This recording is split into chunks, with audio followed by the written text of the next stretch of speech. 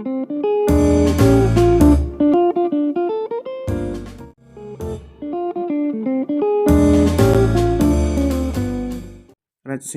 merupakan salah satu orang yang menjabat sebagai Paus Benediktus.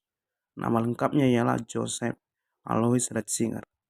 Ia lahir di Mark am Inn, Bavaria, Jerman, tepat pada hari Sabtu Suci, yaitu 16 April 1927. Ia lahir dari pasangan Joseph Ratzinger, saudara, dan Maria Ratzinger. Ia merupakan anak bungsu dari 3 bersaudara, perempuan bernama Maria dan Georg, saudara laki-lakinya. Dia memiliki ayah, yaitu seorang polisi nasional Jerman yang bertugas di Bavaria, dan juga seorang yang anti rezim Nazi. Pada tahun 1939, Ratzinger masuk ke seminari menengah di Traunstein. Namun, tahun 1941, dia ikut wajib militer. Pada tahun 1945, Ratzinger meninggalkan tugasnya sebagai seorang prajurit dan kembali ke rumah. Tanggal 29 Juni 1951, Ratzinger dan saudaranya Georg dihbiskan menjadi imam pada pesta Santo Petrus dan Paulus oleh Kardinal Mons Magister Vollhaber di Katedral Freising. Tanggal 24 Maret 1977, Paus Paulus ke-8 pada tahun 1897 sampai dengan 1978 memilih Ratzinger menjadi uskup agung di keuskupan Munich dan Freising, dan ia ditahbiskan menjadi uskup pada tahun 1977. Faith and Communion. Menurut Ratzinger, sebuah proses dalam mendapatkan iman tidak akan lepas dari apa itu gereja. Iman dan gereja adalah suatu bagian yang berjalan bersama-sama dalam satu jalur. Dengan komunitas pastinya berasal dari gereja. Iman seseorang dapat bertumbuh dengan baik. Iman membawa seseorang dalam memahami pengertian Allah yang dia imani. Allah Tritunggal, diam dalam setiap diri manusia yang mengimaninya dan percaya kepadanya. Bahkan Allah Tritunggal yang membawa kata komunitas pada iman seseorang. Tritunggal berarti 3 yang menjadi 1. Sudah bisa disebut dengan komunitas. Seseorang yang menyerahkan diri kepada Allah, maka itu berarti dia sudah masuk ke dalam komunitas ilahi yang Allah buat. Melakukan persekutuan dengan Allah secara tidak langsung sudah membangun komunitas dengan orang lain yang seiman pula. Maka gereja adalah sekelompok orang beriman kepada Allah yang tergabung dalam suatu komunitas ilahi. Dalam Allah, komunitas dalam satu karena konsep Tritunggal. 3 namun 1.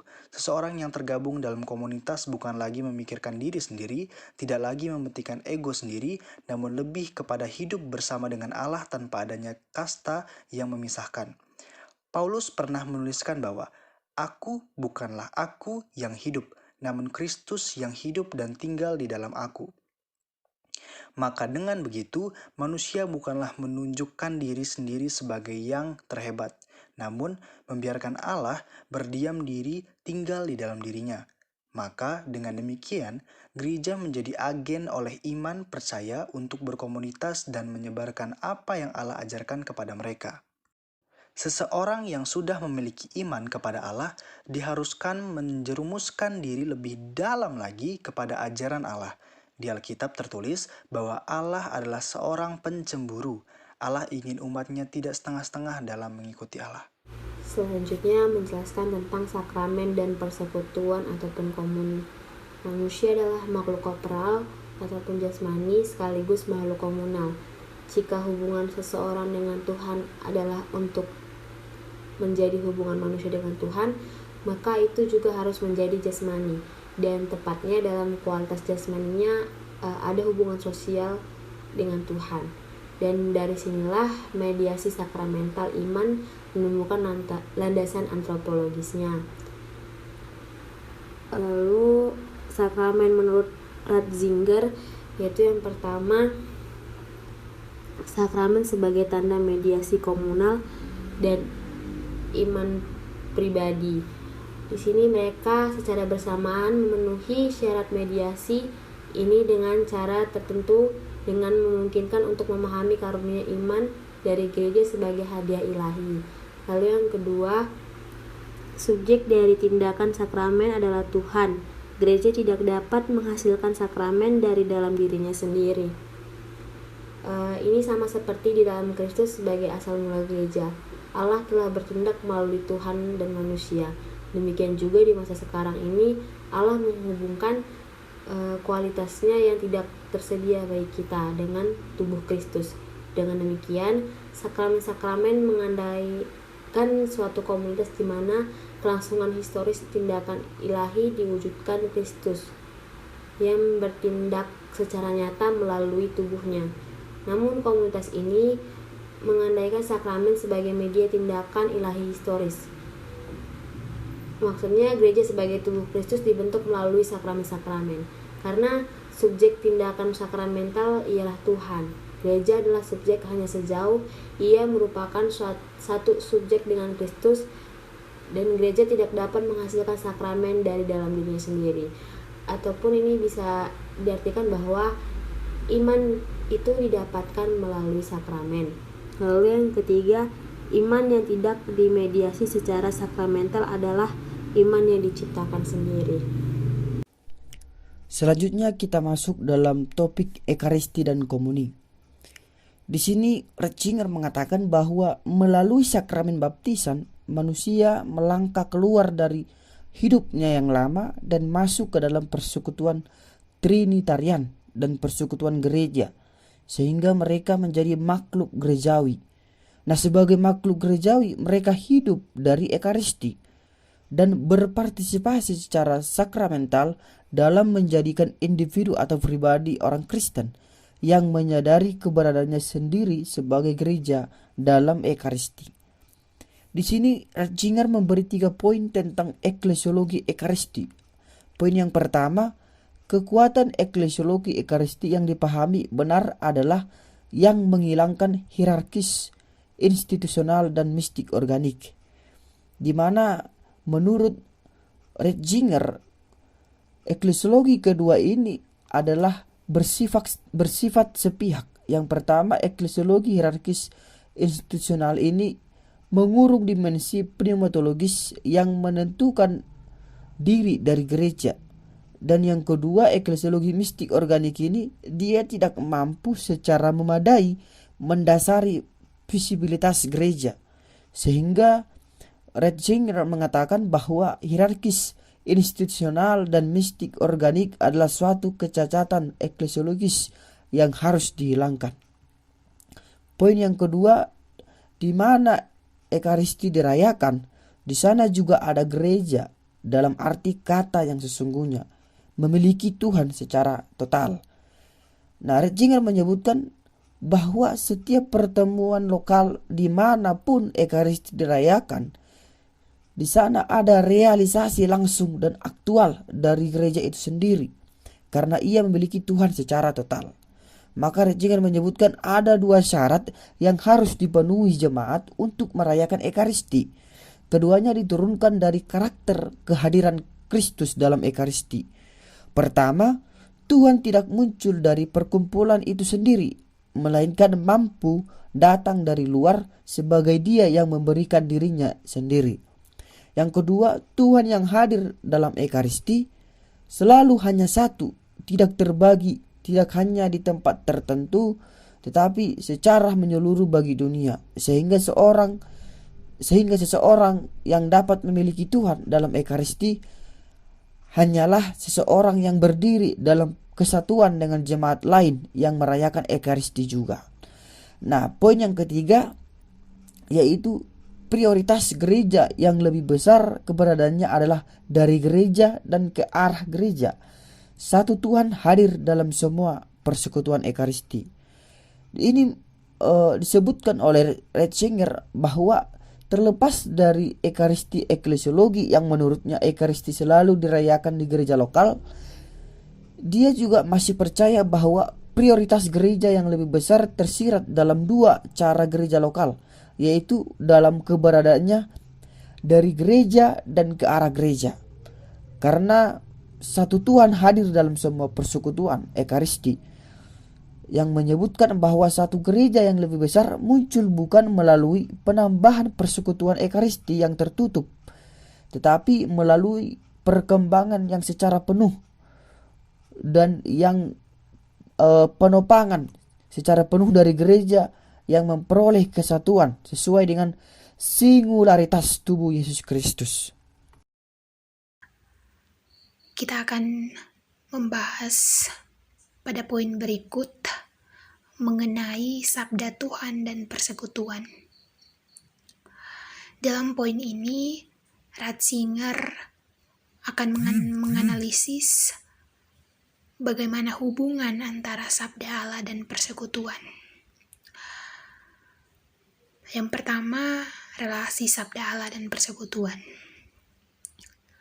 Sebenarnya relasi sabda Allah dan persekutuan berhubungan langsung dengan pengertian iman sebagai buah sabda Allah.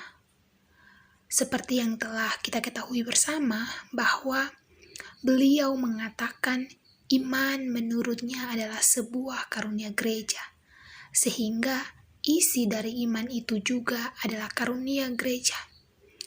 Artinya bahwa ketika seseorang percaya dengan benar, maka itu semua karena ia mempercayai apa yang dipercayai oleh gereja. Dalam hal ini, menurut kami, ketika seseorang percaya dengan benar, maka itu semua berasal dari gereja itu sendiri. Nah, iman menurut Ratzinger adalah beriman yang berarti menyerahkan diri seseorang kepada Allah. Dalam artian menyerahkan diri sepenuhnya kepada Kristus. Allah yang dimaksudkan di sini adalah Allah yang Tritunggal. Oleh karena itu, perlu untuk kita masuk dalam persekutuan yang ilahi. Bersekutu dengan Allah Tritunggal adalah bersekutu dengan sesama manusia. Bersekutu dengan Allah yang Tritunggal adalah bersekutu sebagaimana kita dengan manusia seiman, yang beriman, dan yang telah menyerahkan dirinya kepada Allah. Kemudian selanjutnya iman itu bersifat komunal. Mengapa Ratzinger mengatakan bahwa iman itu bersifat komunal? Karena seseorang menerima iman itu dari suatu komunitas. Sebuah komunitas yang melalui karunia iman yang dimediasi secara sakramental seseorang menjadi seorang Kristen. Jelas juga menentukan isi dari iman itu. Karena menurutnya gereja itu tidak dapat terpisahkan dari iman dan isi iman. Maksudnya di sini, gereja adalah persekutuan yang tidak dapat terlepas dari sabda Allah. Karena gereja serentak nampak sebagai realitas dari iman. Gereja menjadi realitas iman itu sendiri karena jemaat Kristen meyakini kehadiran Allah ada di dalam gereja itu sendiri. Inilah sebabnya mengapa mengingat watak batin iman, gereja memiliki klaim untuk memahami firman. Terlepas dari hal ini, gereja juga seperti yang telah kami sampaikan, gereja memiliki klaim utama untuk memahami firman. Istilah gereja berarti seluruh gereja, termasuk umat awam. Nah, berbicara mengenai gereja, menurut Ratzinger, gereja ini adalah pembawa tradisi Yesus Kristus, yang berarti gereja ini adalah pelaku, subjek, orang yang membawa tradisi Yesus Kristus tersebut. Persekutuan termasuk dalam gereja tersebut adalah subjek. Nah, terlepas dari hal itu, gereja juga merupakan subjek tunggal dengan Kristus. Gereja adalah satu subjek dengan Kristus, berarti ia memiliki otoritas untuk menafsirkan. Lepas dari hal itu, kemudian Ratzinger juga menganalisis tentang hubungan kesatuan yang diperoleh antara kitab suci dan gereja akan membawa kita jauh melampaui tujuan analisis kritis saat ini tentang eklesiologi Ratzinger. Dari fakta bahwa firman pewahyuan Tuhan tidak ada dengan cara lain selain melalui mediasi yang hidup dan bersaksi dari gereja, dan bahwa itu memang ada di dunia ini dalam kenyataan melalui mediasi itu. Ratzinger menyimpulkan dari sini bahwa ketidaksalahan fundamentalnya muncul dengan sendiri. Kali pada sebuah pemahaman mengenai iman, di sini berbalik pada sebuah kebenaran. Seorang dapat menjadi percaya hanya melalui gereja. Bagaimanapun dan akses kepada kebenaran harus bersifat gerejawi. Menemukan kebenaran terjadi melalui mempelajari bahasa dan bentuk-bentuk kehidupan persekutuan gerejawi. Sesuai dengan keyakinan eklesiologis dasar dari subjektivitas gereja yang berlangsung secara historis dan hidup, pengungkapan kebenaran dari perspektif seluruh gereja memperkenalkan dinamika historis ke dalam sebuah pemahaman kebenaran. Artinya, tidak ada satu titik pun dalam sejarah kebenaran yang mutlak ada. Juga tidak akan mampu melakukannya sampai akhir zaman. Setiap tanda kutip hari ini direlatifkan baik melalui ingatan akan keseluruhan tanda kutip kemarin dan melalui antisipasi tanda kutip besok. Dari sini dapat disimpulkan bahwa pemahaman gereja yang tinggal tentang kebenaran tidak akan pernah bisa sempurna, meskipun hari ini lebih baik dan lebih dalam daripada kemarin. Kebenaran yang dikemukakan di sini adalah bahwa Kristus sebagai asal mula gereja yang kekal adalah kebenaran. Itulah sebabnya seseorang tidak dapat menemukan kebenaran. Seseorang hanya dapat menemukannya dan hanya dapat melakukannya di dalam gereja yang mana sebagai tubuh Kristus. Selanjutnya kita masuk kepada pembahasan Office and Communion. Yang pertama itu kita membahas mengenai konsep jabatan menurut Ratzinger. Menurut Ratzinger itu sendiri, gereja tidak hanya melalui sakramen dan sabda saja, namun pada dasarnya juga melalui konsep jabatan, di mana jabatan itu sendiri tunduk kepada sakramen dan juga tunduk kepada sabda. Nah, melalui sakramen dan sabda terjalin jalinan unik antara aku manusia, engkau ilahi, dan kami gerejawi, yang sebenarnya merupakan inti dari gereja itu sendiri. Nah, hanya saja jabatan diperlukan untuk sakramen-sakramen dan untuk sabda. Tujuan dari jabatan itu sendiri adalah untuk menjadi sarana dalam sakramen dan juga sabda. Ajaran imam yang bersikeras bahwa tatanan hierarkis gereja dikehendaki oleh Tuhan. Namun eklesiologinya sendiri adalah kasus hierarki yang sangat kecil sehingga orang dapat menyatakan esensinya tanpa menyebut jabatan sekalipun. Menurut eklesiologi Ekaristi Ratzinger, persekutuan dalam semua gereja adalah syarat esensial bagi eklesialitas penuh sebuah gereja lokal. Kemampuan untuk berdiri dalam communio ecclesiarium sebagai eklesia mensyaratkan bahwa setiap gereja lokal memiliki seorang uskup sebagai pemimpinnya dan sebagai orang yang merujuk pada gereja yang lebih besar. Uskup memiliki dua jalinan. Yang pertama yaitu sebagai kepala gereja lokal, dia memastikan eklesialitasnya, dan juga yang kedua sebagai anggota Ordo Episcoporum, yaitu dia mengikatnya ke dalam persekutuan gereja yang lebih besar. Nah, atas dasar dua fungsi uskup disinilah yang bersumber dari tuntunan persekutuan itu sendiri, gereja diatur secara vertikal ataupun gereja lokal. Dan kemudian di dalam struktur vertikal ini disusun secara horizontal menjadi suatu jaringan melalui Ordo Episcoporum, yaitu gereja yang lebih besar. Selanjutnya kita masuk ke dalam kaitan antara firman Tuhan dengan jabatan.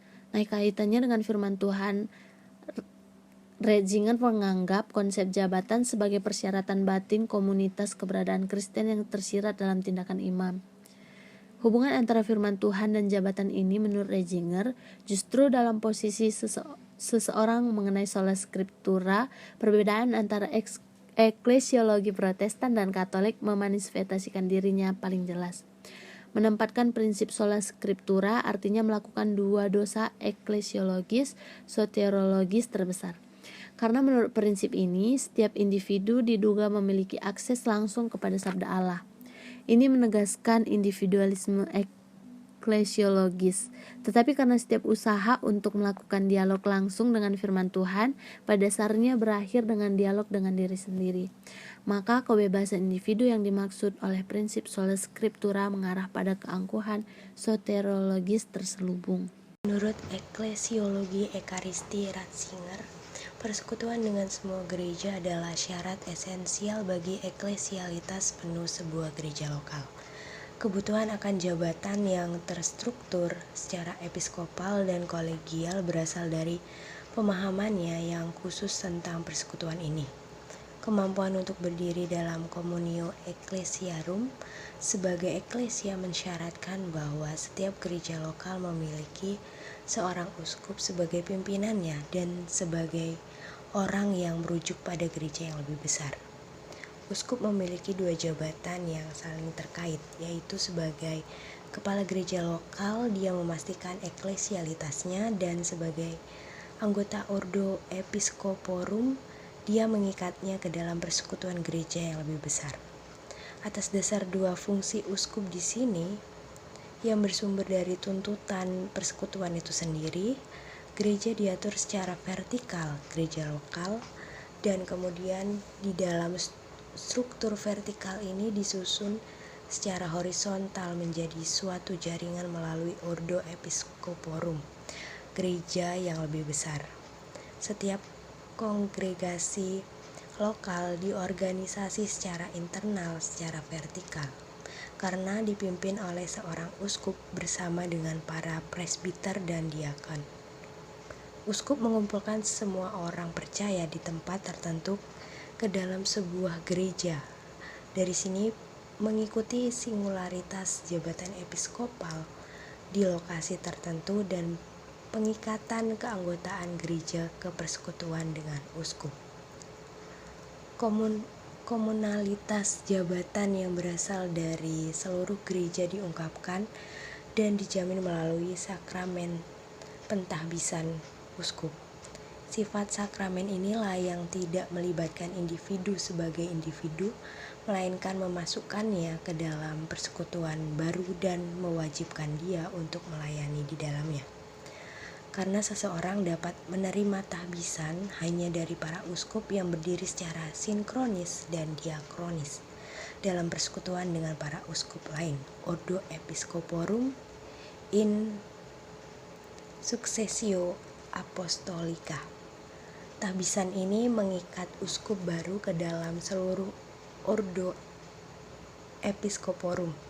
Sakramen tahbisan memenuhi syarat status uskup sebagai turunan dari keseluruhan ilahi. Inilah sebabnya mengapa konsekrasi menjamin asal mula otoritas episkopal yang ilahi. Seseorang tidak dapat menerima otoritas ini dari Tuhan dalam kesendirian hubungan pribadi dengan Tuhan atau melalui perantaraan satu atau bahkan beberapa jemaat. Itu hanya dapat didasarkan pada pemberdayaan sakramental Yesus Kristus sendiri yang diberikan kepada seluruh gereja. Sakramen pentahbisan sekaligus mendasari tidak hanya otoritas episkopal, tetapi juga komunalitas universal iman Kristen, dan dengan demikian juga kualitasnya untuk tidak kita miliki secara sewenang-wenang. Yang berikut Communio Fidelium. Pemahaman Ratzinger tentang demokratis dalam gereja, bentuk ibadat liturgi, dan spiritualitas gerejawi, yang mana kesemuanya itu bersumber dari pengertian tentang kedudukan persekutuan kesetiaan dalam liturgi. Karena gereja adalah perkumpulan ekaristi, atau tidak hanya berkumpul antara lain untuk merayakan ekaristi. Istilah ekaristi sendiri berasal dari bahasa Yunani Evkaristio, yang artinya berterima kasih atau bersyukur. Istilah ini lebih sering digunakan oleh gereja Katolik, gereja Ortodoks Timur, dan gereja Lutheran. sedangkan istilah perjamuan kudus umumnya digunakan oleh kebanyakan gereja Protestan.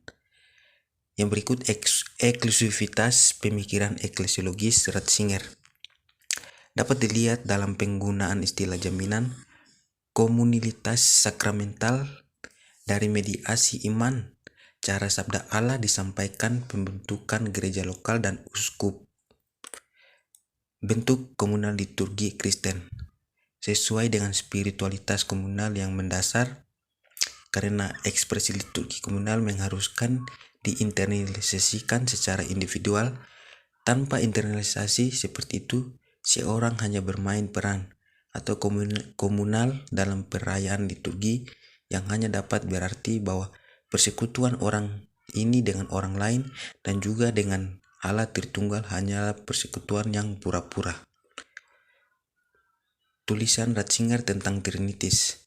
Ratzinger telah menulis sedikit tentang Trinitas, meskipun bagian-bagian kunci dalam argumentasinya secara teratur memuat referensi singkat tentang hubungan antara Allah Tritunggal dengan manusia. Referensi-referensi ini bagaimanapun mencerminkan apa yang dikonfirmasi oleh pemeriksaan lebih dekat, yaitu bahwa semua elemen penting dalam eklesiologi dan seluruh teologinya berakar pada doktrin Trinitas. Seluruh kehidupan gereja termasuk spiritualitas dan strukturnya dibentuk sesuai pemahaman tertentu tentang Trinitas. Yang terakhir ada keyakinan eklesiologis dan soteriologis dasar Ratzinger mengenai hubungan individu Kristen dengan subjek kolektif. Gereja mengandaikan pemahaman tertentu tentang kepribadian. Untuk itu, Ratzinger berkembang dalam analogi dengan kepribadian Trinitas. Selanjutnya, konsep Tritunggal menurut Ratzinger. Keyakinan dasar eklesiologis dan soteriologis Ratzinger mengenai hubungan individu Kristen dengan subjek kolektif gereja mengandaikan pemahaman tertentu tentang kepribadian. Seorang Ratzinger berkembang dalam analogi dengan kepribadian Tritunggal. Dalam Trinitas, pribadi terdiri dari rasionalitas murni. Jadi Bapa sebagai pribadi bukanlah yang melahirkan, melainkan tindakan melahirkan. Demikian pula Putra benar-benar kehilangan identitasnya sendiri dalam peran duta besar. Dia adalah aktivitas yang dikirim. Ratzinger mencoba untuk menjelaskan pandangan tentang kepribadian Trinitas atau Tritunggal ini dalam kesaksian Perjanjian Baru tentang Yesus Kristus. Menurut interpretasinya, Yesus Kristus adalah pribadi yang telah mengosongkan dirinya sendiri dan menyerahkan keberadaan untuk dirinya sendiri masuk ke dalam gerakan murni. Untuk divestasi adalah gerakan murni, sebuah proses terdiri sepenuhnya dalam pengiriman. Gerakan ini tidak terjadi pada pribadi Kristus, melainkan kepribadian Kristus itu sendiri terdiri dari divestasi. Namun untuk sampai pada pemahaman tentang kepribadian ini, Ratzinger harus menarik subjek dari aktivitas pelepasan diri ini dan kemudian memadatkan aktivitas itu sendiri menjadi seseorang. Ratzinger juga tidak menghindar untuk secara tegas menarik kesimpulan tidak ada aku yang tersisa di balik perbuatan dan tindakan pribadi-pribadi ilahi. Tindakan mereka adalah aku. Ratzinger menafsirkan kembali secara radikal kisah Alkitabiah tentang Putra.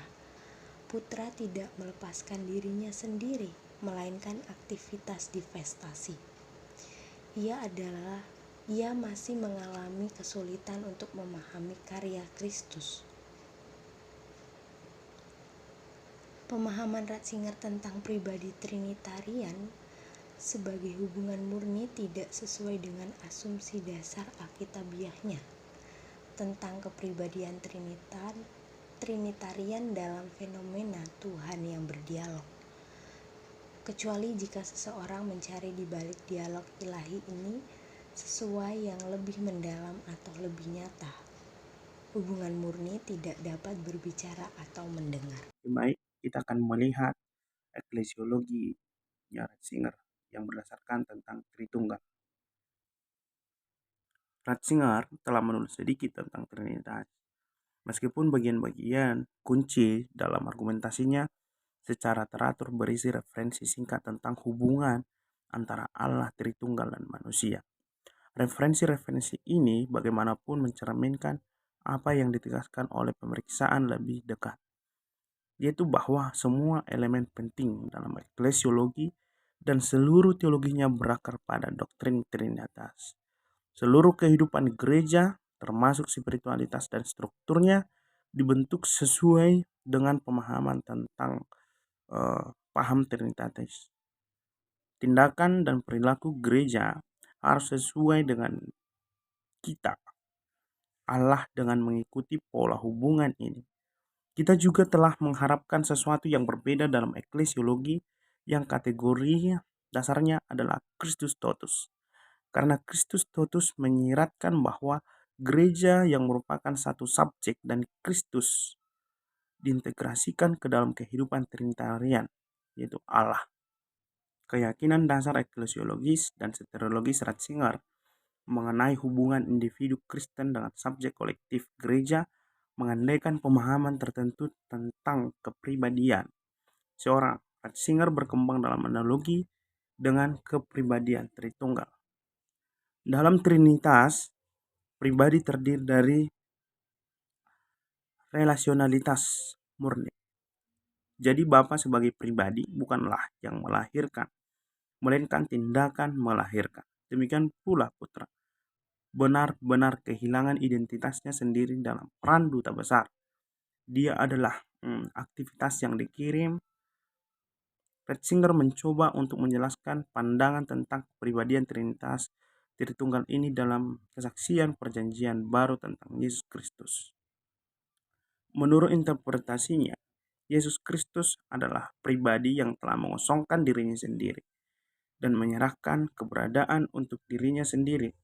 Masuk ke dalam gerakan murni untuk divestasi adalah gerakan murni sebuah proses terdiri sepenuhnya dalam pengiriman.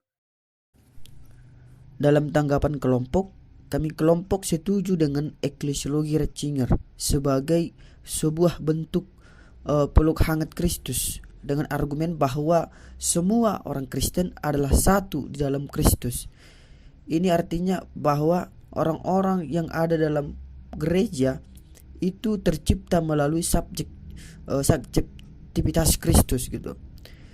Yang tidak kami setuju yaitu ketika Ratzinger mengatakan bahwa tindakan iman itu ditopang oleh komunitas dan iman itu selalu diartikan dengan iman bersama.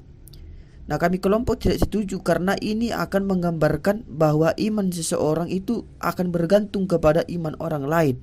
Maka seseorang tersebut akan takut untuk mengambil suatu tindakan karena dianggap mungkin salah dengan takut dianggap salah dengan orang-orang yang ada di komunitasnya. Sehingga ini juga akan mengabaikan pengalaman iman pribadi.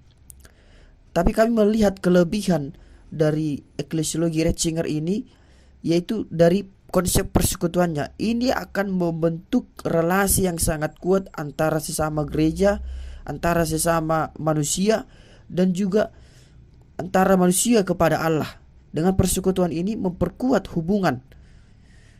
Dan kekurangannya kami melihat bahwa dengan iman yang dipahami oleh Ratzinger dan dibentuk oleh komunitas, sehingga ini bersifat komunal, itu akan membuat orang merasa ibadah pribadi itu tidak penting. Jadi orang akan menunggu-nunggu di mana ada ibadah secara komunitas dan akan cenderung mengabaikan ibadah yang pribadi karena sifatnya iman itu dibentuk oleh komunitas. Nah, relevansinya di konteks Indonesia, kami kelompok melihat bahwa argumen Ratzinger ini mengatakan bahwa semua gereja itu sama dan semua sudah seharusnya bersatu sebagai satu tubuh Kristus, di mana ada persekutuan Di situ pasti Tuhan hadir. Nah, ini kami lihat masih relevan di konteks Indonesia sampai saat ini, dan itu masih dilakukan. Yaitu contohnya adalah PGI, Persatuan Gereja Indonesia. Yang kedua BKGS, Badan Kesatuan Gereja Salatiga, dan masih banyak lainnya. Ini artinya persekutuan yang kuat tadi yang dari kelebihan Ratzinger masih tercipta hingga sampai sekarang.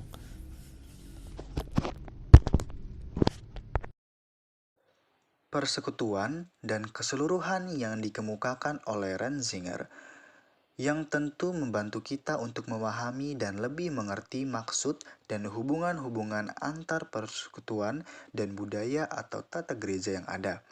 Hal-hal ini yang dimaksudkan oleh Ratzinger yang mengenai Kristus sebagai asal mula gereja yang kekal yang kemudian merupakan kebenaran itu sendiri. Karena Ratzinger menyampaikan bahwa seseorang hanya dapat menemukan kebenaran dan melakukan bila nama gereja sebagai tubuh Kristus.